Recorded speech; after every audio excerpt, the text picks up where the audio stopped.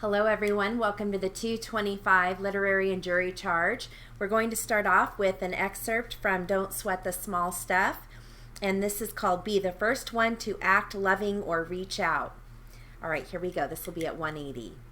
So many of us hold on to little resentments that many have stemmed from an argument, a misunderstanding, the way we were raised, or some other painful event. Stubbornly, we wait for someone else to reach out to us, believing this is the only way we can forgive or rekindle a friendship or family relationship.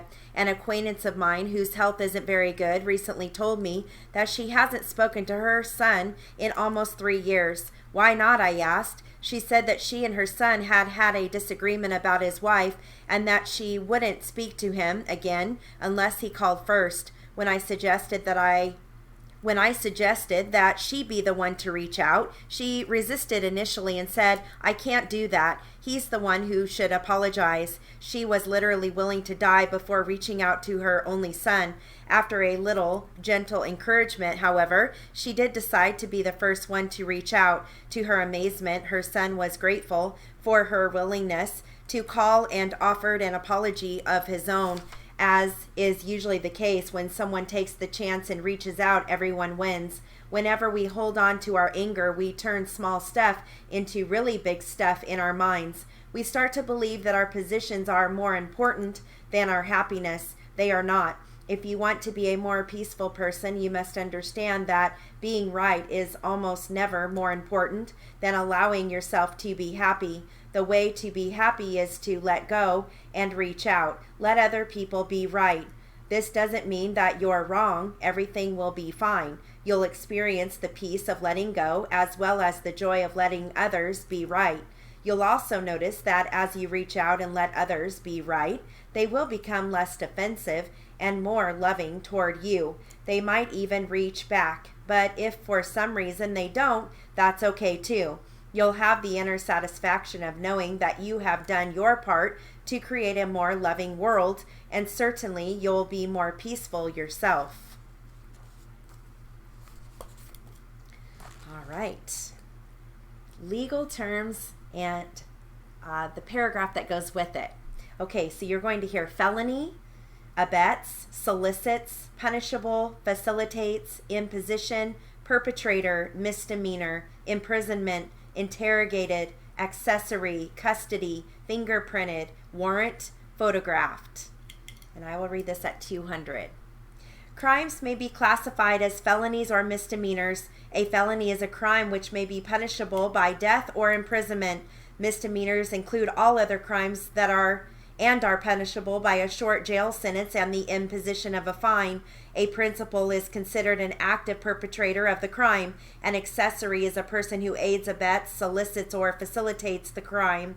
When a person is charged with the actual commission of a crime, a warrant may be issued ordering the arrest of that individual. Once arrested, the accused is taken into custody and fingerprinted, photographed, and interrogated.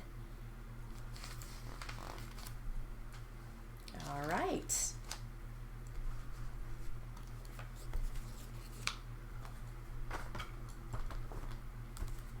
I have some jury charge, and the subject here is going to be an interrogatory. Here we go. Ready?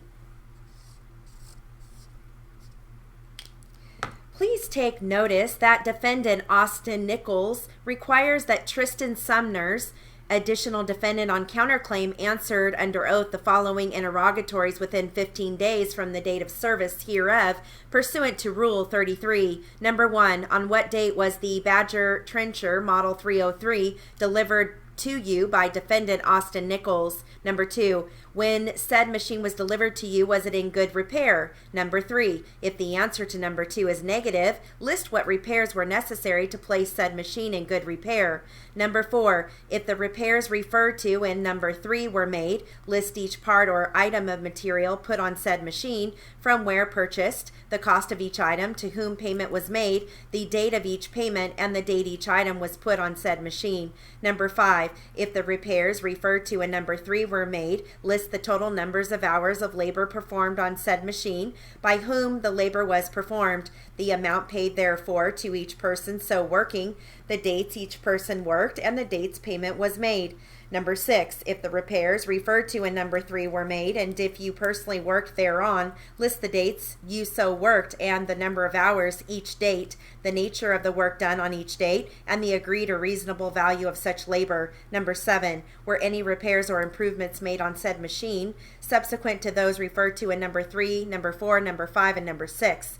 Number 8, if the answer to number 7 is in the affirmative, list each item of material or part put on said machine, from where purchased, the cost of each machine, the cost of each item, to whom payment was made, the date of each payment, and the date each item was put on said machine. Number 9, if the answer to number 7 is in the affirmative, list the total number of hours of labor performed on said machine, by whom the labor was performed, the amount paid therefore to each person so working, the dates each person worked, and the dates payment was made. Number 10, if the answer to number 7 is in the affirmative, and if you personally worked thereon, list the dates you so worked and the number of hours each date, the nature of the work done on each date, and the agreed or reasonable value of such labor. Number 11, if the answer to number 7 is in the affirmative, were such repairs or improvements made at the request of defendant Austin Nichols? Number 12, if the answer to number 11 is in the affirmative, how was such request transmitted to you by defendant Austin Nichols? Number 13, if the answer to number 7 is in the affirmative, were such repairs or improvements made with the knowledge and express consent of defendant Austin Nichols? Number 14, if the answer to number 13 is in the affirmative, how was said consent transmitted to you by defendant Austin Nichols? Number 15, state the use made of said machine by you or under your direction and consent. Number 16, state the total gross receipts received by you from use of said machine since date of purchase. Number 17, state total expenses attributable to the jobs on which said machine was used. Number 18, state the total gross profits earned by you from said machine. Number 19, list the payments made by you to defendant Austin Nichols as his share of the gross profits from the use of said machine. Number 20, state what evidence you have that defendant Austin Nichols received each of the payments referred to in number 19. Number 21, have you ever been convicted of a crime? Number 22, if the answer to 21 is in the affirmative, list the date and court of conviction together with the crime of which you were convicted. Number 23, is Madison Summers, the plaintiff, your wife? Number 24, state the total, complete, and exact consideration given or delivered to you by plaintiff Madison Summers for the assignment of your alleged claim against defendant Austin Nichols. All right.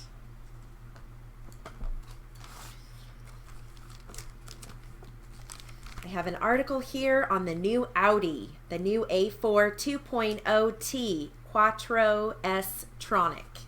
Here we go. Nobody except an Audi expert will notice the subtle changes to the 2017 A4 sheet metal, though nearly all of it has changed. As with the 4 generations of A4s that preceded it, the boxy styling of the latest A4 doesn't turn any heads. Instead, excitement lies beneath its skin. Fling the A4 into a sweeping curve and it grabs the tarmac like a puppy with a tug toy. Its grip is uncanny, especially with the optional adaptive suspension. The steering is just right, not too heavy, not too light.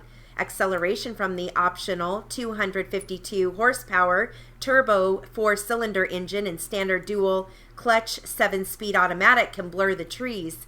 Yet despite such performance, the car is supremely quiet when cruising. Minimal road or engine noise enters the cabin, and the suspension manages to provide super handling with no sacrifice to ride comfort. In usual Audi fashion, the cabin features quality materials and impeccable fit and finish. The front seats are reasonably accommodating, with the smallish rear seat less so. The A4 brims with gizmos, some driver distracting Apple or Android phone interface, Wi-Fi, hotspot, and other accident-avoiding adaptive cruise control can haul the car to a stop in traffic.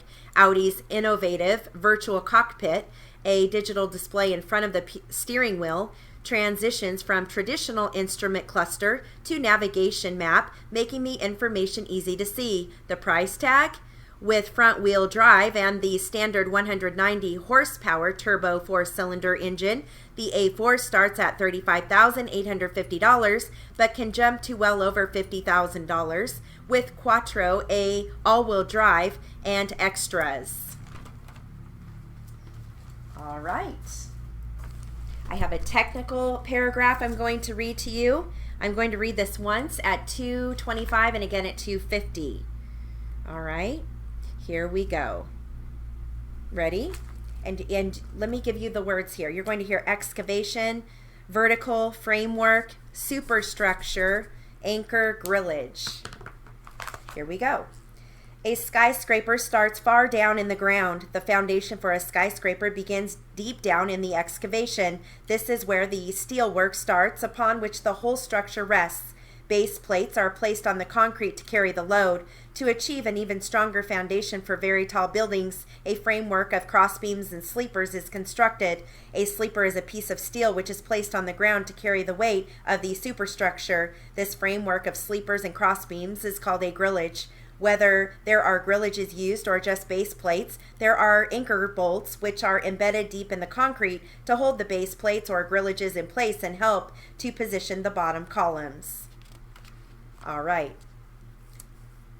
I'm going to read that one more time at 2:50. Here we go. A skyscraper starts far down in the ground. The foundation for a skyscraper begins deep down in the excavation. This is where the steelwork starts, upon which the whole structure rests. Base plates are placed on the concrete to carry the load. To achieve an even stronger foundation for very tall buildings, a framework of crossbeams and sleepers is constructed. A sleeper is a piece of steel which is placed on the ground to carry the weight of the superstructure. This framework of sleepers and crossbeams is called a grillage. Whether there are grillages used or just base plates, there are anchor bolts which are embedded deep in the concrete to hold the base plates or grillages in place and help to position the bottom columns. So I read that once at 2:25 and again at 2:50. Now I'm going to read a little bit here from the American legal system, basic legal concepts and terminology. Here we go, and I'll read this at 200. All right, here we go. Ready? Sources of American law. Modern American jurisprudence finds its origins in the small towns and villages of England. There, judges resolved disputes by making decisions that were based on custom, common sense, and fairness. These decisions, although at first not recorded, became part of an ancient tradition known as the common law. As the common law developed, so did the principle of stare decisis, or precedent. When a court made a decision based upon the facts of the case before it, that decision provided guidance for other courts faced with similar set of facts. Gradually, the courts developed the policy that a decision of a court was binding on that court and on other courts of equal or lower rank when the same or similar issue arose in the future. The reason for this policy was simple. The people functioning in a society needed to know the rules so they could conduct themselves accordingly. They needed to know that a particular decision was the law, would remain the law, and would not be changed in the next time a court was faced with the same issue. In England, although the common law was the primary source of legal rules and principles, statutes gradually played an increasingly important role. A statute is an act of a legislative body that may be a prohibition, a command, or a declaration. The meaning of the various statutes was not always clear, however, nor was it always obvious that a statute was applicable to a particular set of facts. Thus, courts assumed the responsibility of construing statutes and applying them to various fact situations. In the United States today, the common law, statutory law, and the principle of stare decisis form the backbone of our legal system. The courts of our nation, in resolving disputes or interpreting statutes, are guided by the decisions that other courts have made in the past when faced with the same or similar issues. These decisions, unlike those of the ancient English courts, are recorded and presented in law books so that lawyers, legal scholars, and judges may refer to them and study them whenever they need guidance. Number 2, substance versus procedure. The rules that are at the heart of our system of justice, whether they are legislative enactments or a part of the common law handed down by the judges, are rules of substantive law. They state the rights and duties of individuals and the circumstances in which a court will grant one person redress against another. Courts frequently are asked to resolve a question of substantive law, in some cases if they may have to determine the meaning of a particular statute. If there is no statute that applies to the facts before it, a court may have to decide what the common law rule should be in that sort of a case. If the rule has already been established by stare decisis, courts may also have to determine whether the facts of that case fit the rule. Courts reach these decisions by studying existing rules of substantive law and by relying on principles of justice and common sense. These rules of substantive law are very different from the rules of procedure. The rules of procedure establish the step-by-step mechanics that people bring or defend a lawsuit or criminal prosecution must follow. Each state establishes its own procedure, as do the federal courts. These procedures are the means by which people gain access to the courts, conduct themselves during preparation for trial, conduct themselves during the trial itself, enforce the judgment of a court once that judgment has been entered. Rules of procedure are very important. Their goal is to impose order on a dispute so that it will be resolved carefully, correctly, and quickly. They provide the method by which each party presents his or her story to the court in the way that is most conducive to a fair decision. Rules of procedure focus on the dispute on only the relevant issues, thereby saving time and protecting litigants from prejudicial immaterial evidence. They also give to the parties the means of discovering their opponent's position. Such discovery tools prevent unfair surprise. They also enable parties to present to the court a more complete story so that the court can better understand the truth. In federal courts, the procedural rules are known as the Federal Rules of Civil Procedure and the Federal Rules of Criminal Procedure. Civil versus criminal. There are two basic types of dispute: civil and criminal. In a criminal case, the state or federal government brings an action against an individual to punish the individual for breaking one of their laws. A civil case is different. A person brings a lawsuit seeking some sort of redress for an injury the person claims to have suffered. The person may be an individual, a corporation, or sometimes even the state. The redress that the person seeks is usually in the form of money. The person asks the court to order an opponent to pay monetary compensation for the wrong that the opponent caused.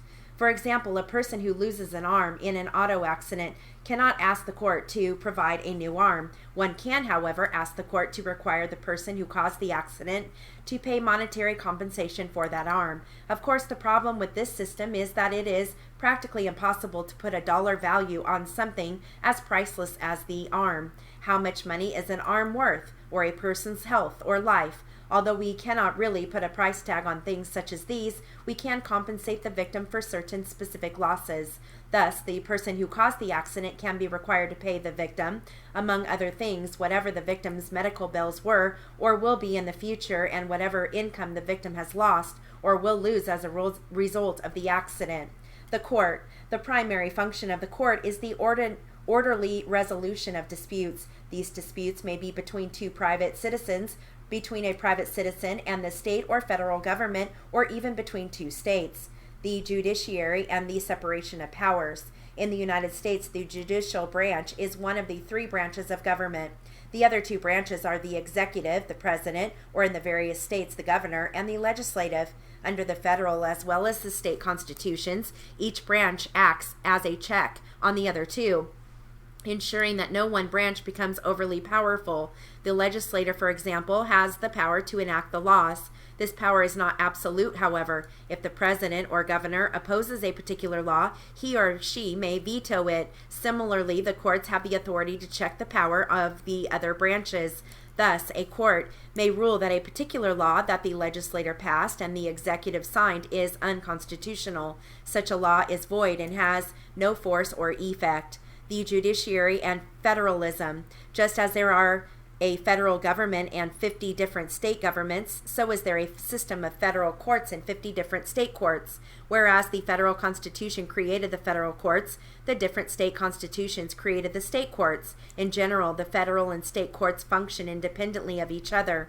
Although certain types of cases may be tried in a federal as well as in a state court, many cases may be tried in state courts and many others may only be tried in federal courts. As a general proposition, although there are exceptions, the federal courts cannot interfere with or contradict the actions of a state court and vice versa. Thus, if a person does not like a decision received in a federal court, that person cannot go to a state court and try the case a second time in the hopes of obtaining a more favorable ruling. Courts as protectors of the individual and the oppressed. The courts play an important role in standing between the government and the individual and affording protection to the individual. They make certain that a person accused of a crime is not deprived of rights and receives a fair trial. Courts also ensure that the majority of our citizens does not infringe on the rights of the majority. Legislators who tend to vote the majority views of their constituents may be unresponsive to the minority groups who may espouse unpopular causes. The courts must be certain the majority acting through the legislators does not deprive the unpopular minority of the rights to which everyone in this country is entitled to.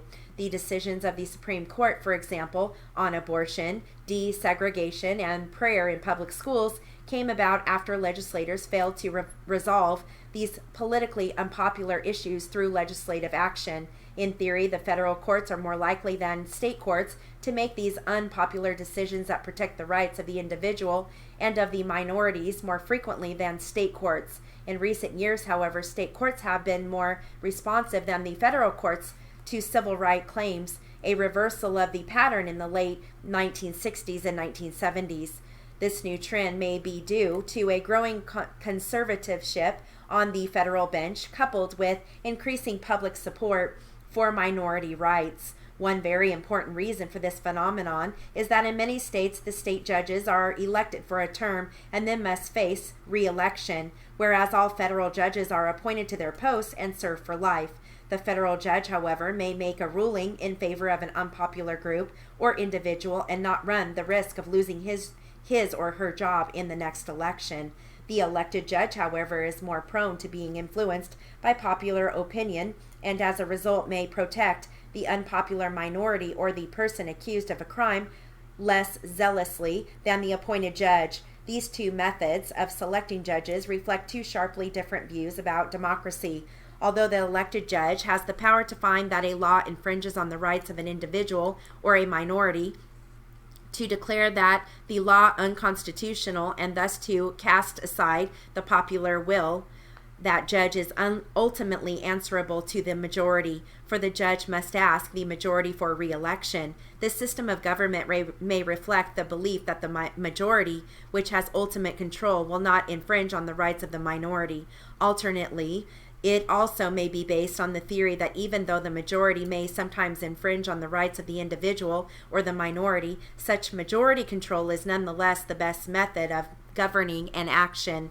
A system in which the executive nominates a judge, which the advice and consent of the legislator reflects a different philosophy of government. The appointed judge who makes an unpopular decision need not fear public outrage because he or she does not depend on the majority for re-election. If the appointed judge declares a law unconstitutional, he or she is answerable to no one except the judges who sit on a higher court within that judge's judicial system. This system reflects the view that the majority will not protect the rights of the minority, that the rights of that minority should be preserved, and that the duty of protecting those rights should be in the hands of the persons who do not owe their jobs directly to the voters. Okay, and that concludes our literary and jury charge for the 225 class.